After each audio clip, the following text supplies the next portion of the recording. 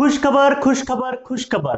किसके लिए ये खुशखबर? तो मेरे प्यारे 6 के स्टूडेंट्स के लिए ये खुशखबर है कि आज से मैं 6 स्टैंडर्ड का पूरा मैथ्स इस चैनल पे पढ़ाने वाला हूं। तो बच्चों 6 स्टैंडर्ड के बच्चे आज ही इस चैनल को अभी सब्सक्राइब कर लीजिए और अपने अपने दोस्तों के साथ इसे शेयर कीजिए। तो चलते हैं बच्चों, अभी स्टार्ट करते हैं। चलो बच्चों, ये हमारा 6 स्टैंडर्ड का फर्स्ट चैप्टर है, उसका नाम है basic concept in geometry. Basic concept in geometry. तो देखिए बच्चों, मैथ्स के दो पार्ट्स होते हैं 9th 10th में, ज्योमेट्री और अलजेब्रा। ये ज्योमेट्री का पार्ट है। तो हमारा फर्स्ट पॉइंट है पॉइंट। तो देखिए बच्चों, पॉइंट तो आपको यहाँ पे दिखाई दे रहे पी टी आर, तो इसके बारे में हम थोड़ी मालूमात लेते हैं। A tiny dot made by a finally pointed instrument on sheet of paper is called as point। तो बच्चों हमने पेन ले लिया और यहाँ पे एक डॉट रख दिया, तो it is called as point. It is called as point. तो देखिए बच्चों, यहाँ पे गौर कीजिए, क्या है? पॉइंटेड। कौन सा? पॉइंटेड।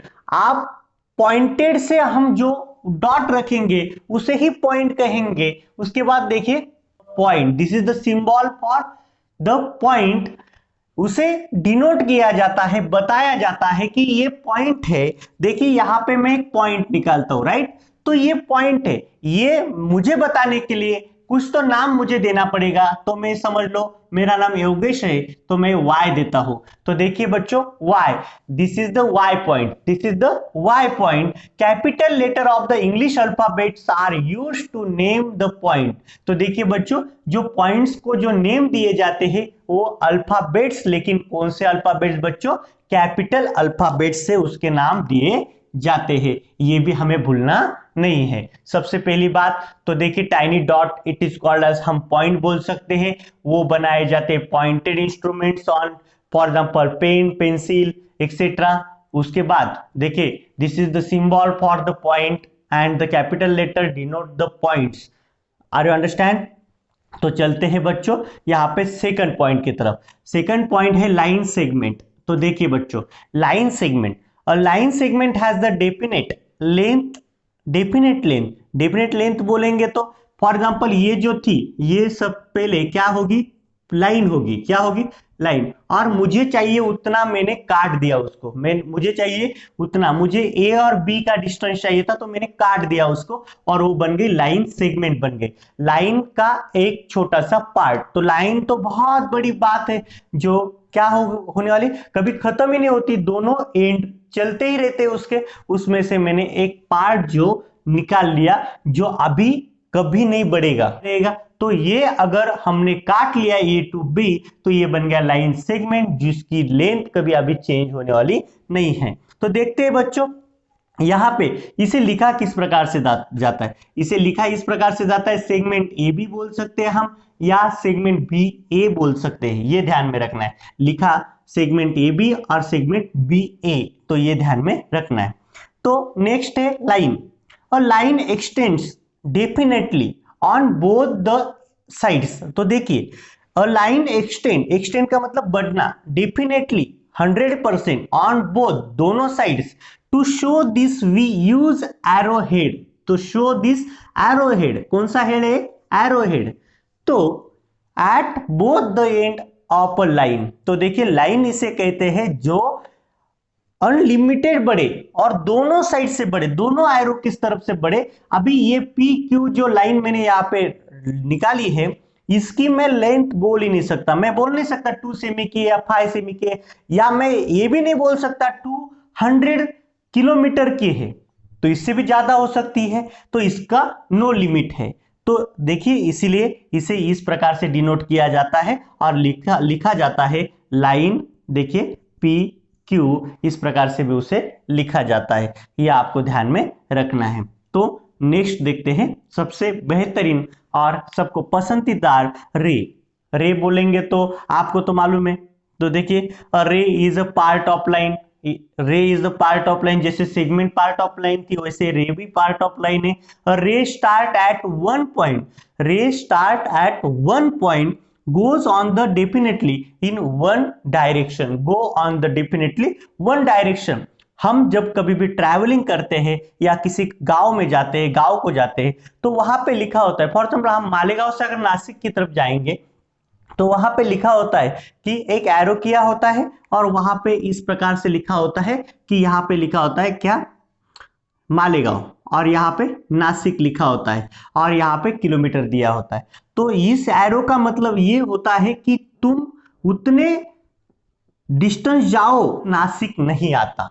तो देखिए वन साइड जाओ, वहां पे कभी आपने देखा है कि इस प्रकार से कभी एरो दोनों तरफ एरो थे, नहीं, तो एक ही तरफ एरो है क्योंकि हमें सिर्फ एक ही डायरेक्शन में ट्रैवल करना है, ये बात समझनी तो चाहिए। तो हम यहाँ पे P जो होता है, P ओरिजिन होता है, क्या होता है, ओरिजिन, यहां से यहां पे ये फिक्स हो जाता है, P फिक्स। तो इसका लिखते वक्त इस प्रकार से लिख सकते हैं हम, रे, देखिए रे PQ, लेकिन रे को PQ ही लिखा जाता है, ये हमें समझने की जरूरत है। तो देखिए बच्चों, हमने अभी पढ़ा है, पॉइंट पढ़ा है, लाइन सेगमेंट, लाइन, रे।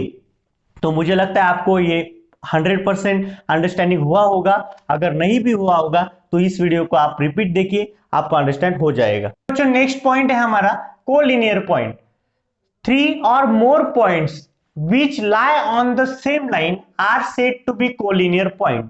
तो बच्चों ये आपको समझ लेना पड़ेगा, अंडरस्टैंड करना पड़ेगा कि 2 से ज्यादा, देखिए 2 से ज्यादा मतलब 3 और 3 से मोर, जब एक लाइन पे अगर पॉइंट होंगे तो वो पॉइंट एक दूसरे के क्या है, कोलिनियर पॉइंट है। कैसे है, कोलिनियर पॉइंट। तो मैं फिर से आपको पढ़ के दिखाता हूं।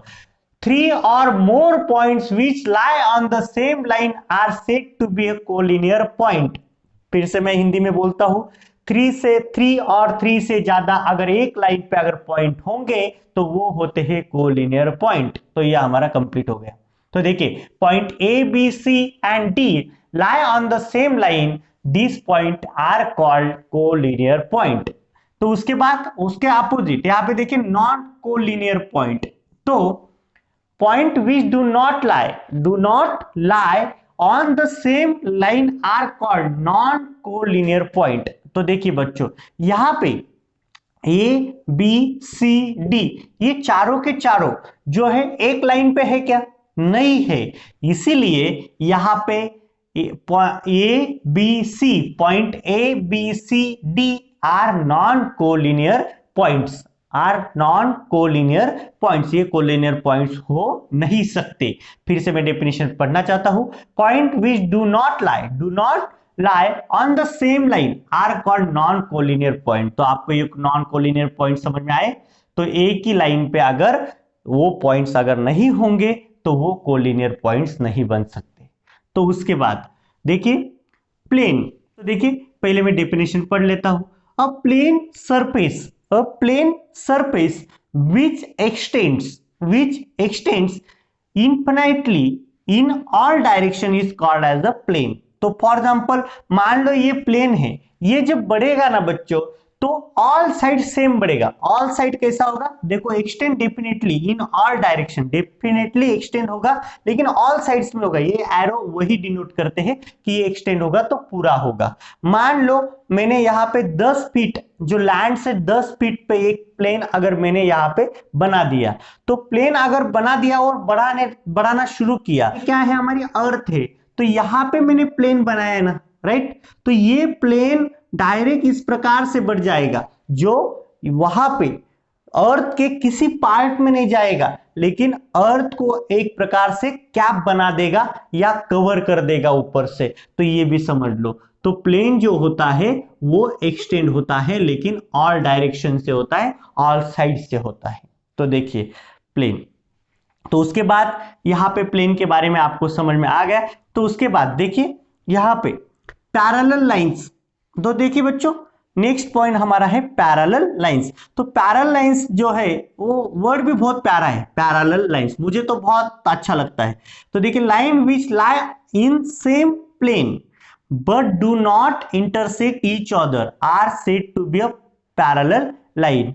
तो देखिए बच्चों ये इस प्रकार की लाइन होती है जो दोनों पैरेलल चलती है। फॉर एग्जांपल ये डिस्टेंस अगर 1-2 फीट का होगा तो ये जब स्टार्ट होगी तो अगर आपने ये छोड़ दी, अमेरिका तक अगर वो ट्रैवल करेगी तो यहाँ पे अगर वो 2 फीट की डिस्टेंस होगा उसका, तो वो अमेरिका में भी काउंट किया तो भी वो 2 फीट का ही रहेगा। तो ये दोनों लाइन कभी एक दूसरे को मिलती नहीं, तो प्लेन चलती है और वो पैरेलल रहती है एक दूसरे को, वो कभी एक दूसरे को इंटरसेक्ट करती ही नहीं है। तो यहाँ पे डेफिनेशन पे आइए, line which lie in the same plane but do not intersect each other, do not intersect each other, said to be a parallel line, said to be a parallel line, इसे ही बोला जाता है parallel lines. तो देखिए यहाँ पे जितना distance होगा इतना उतना ही यहाँ पे भी होगा, ये इंटरसेक्ट नहीं करती।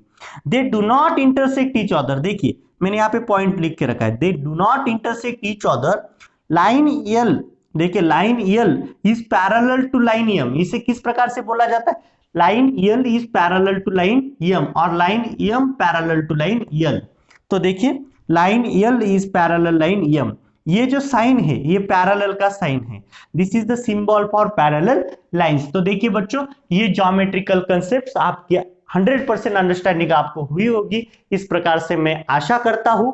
और अभी हम चलने वाले हैं बच्चों एक्सरसाइज की तरफ। तो देखिए बच्चों ये फर्स्ट क्वेश्चन है, observe the figure and name the following. तो देखिए बच्चों ये फिगर को हमें ऑब्जर्व करना है और यहाँ पे उसके आंसर्स लिखने हैं।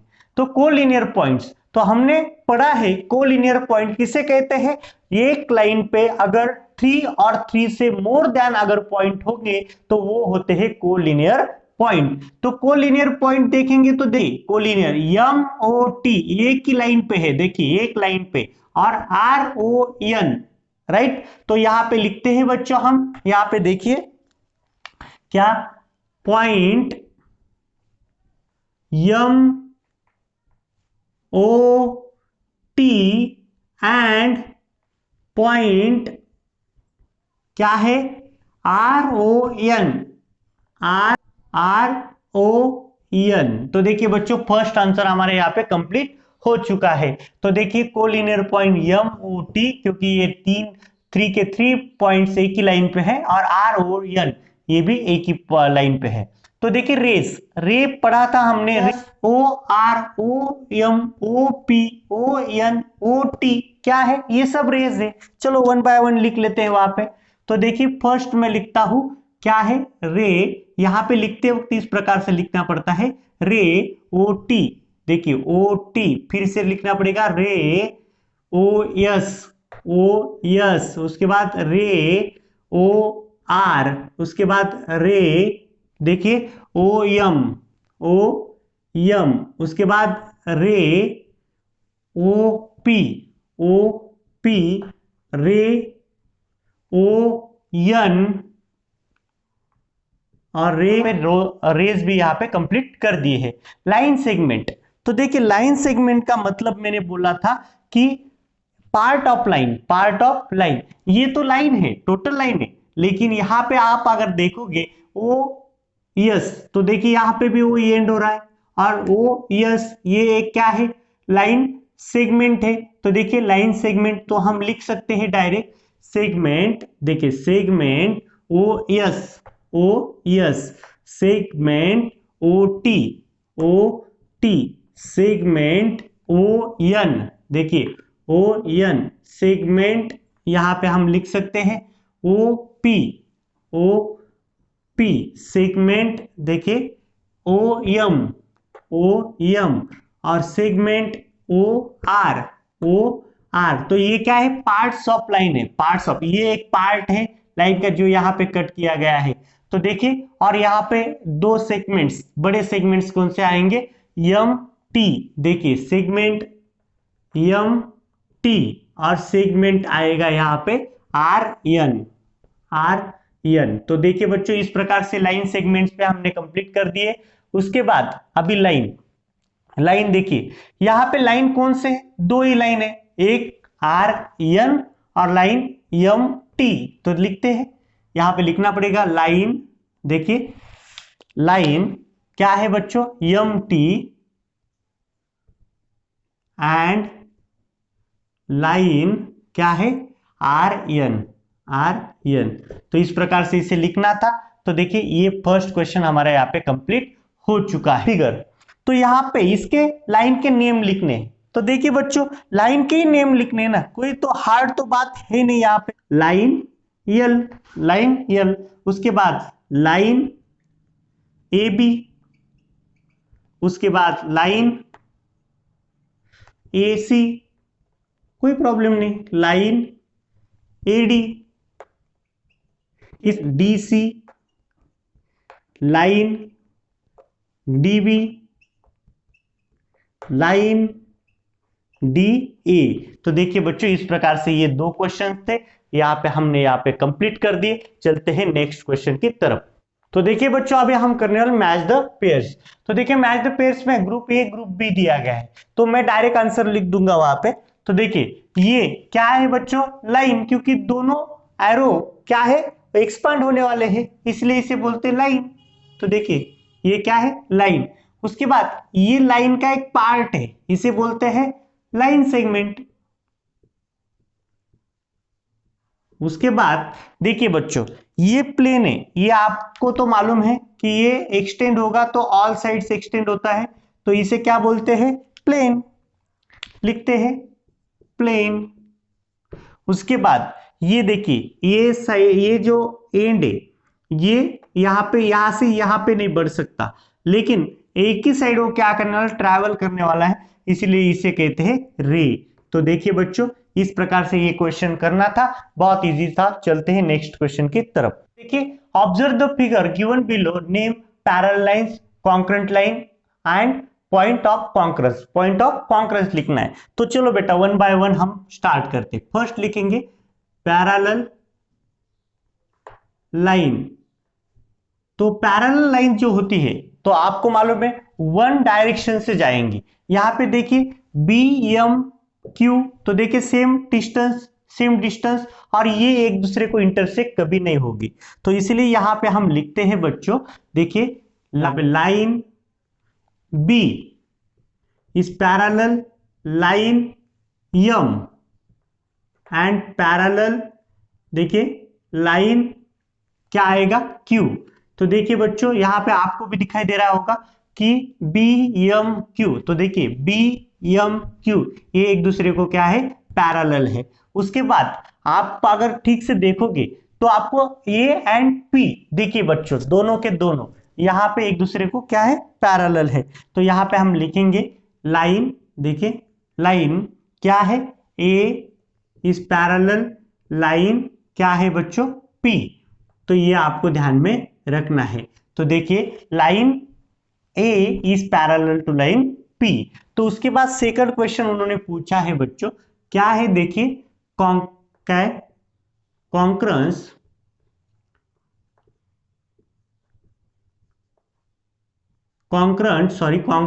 लाइंस। तो देखिए कॉन्करेंट लाइंस, तो यहां पे कॉन्करेंट लाइन के बारे में अगर हम देखेंगे तो ए बी सी ये क्या है, कॉन्करेंट है, और सेकंड पी और क्यू भी क्या है, कॉन्करेंट है। तो यहां पे हम लिख सकते हैं, यहां पे ए, यहां पे लिखेंगे line A, line B, line C are concurrent lines. तो देखिए बच्चों ये हमारा फर्स्ट आंसर हो गया। उसके बाद कॉन्करेंट कौन है, पी और क्यू भी है, तो यहां पे लिखेंगे line P and line Q R concurrent lines.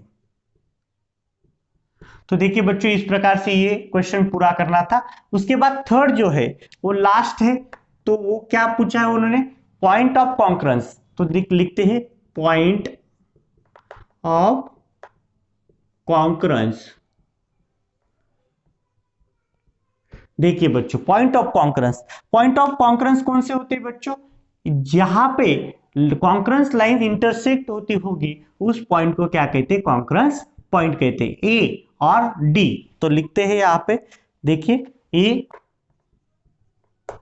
Concurrence point A, यहां पे लिखेंगे कॉन्करेंस पॉइंट डी। तो देखिए बच्चों इस प्रकार से ये क्वेश्चन हमें पूरा करना था। तो देखिए बहुत इजी है। तो बच्चों इस प्रकार से ये एक्सरसाइज यहाँ पे कंप्लीट होती है। ये एक्सरसाइज आपको कैसी लगी ये आप मुझे कमेंट बॉक्स में जरूर लिख के भेजना। तो लाइक करना और दोस्तों के साथ शेयर करना। नेक्स्ट वीडियो तक गुड बाय, टेक केयर।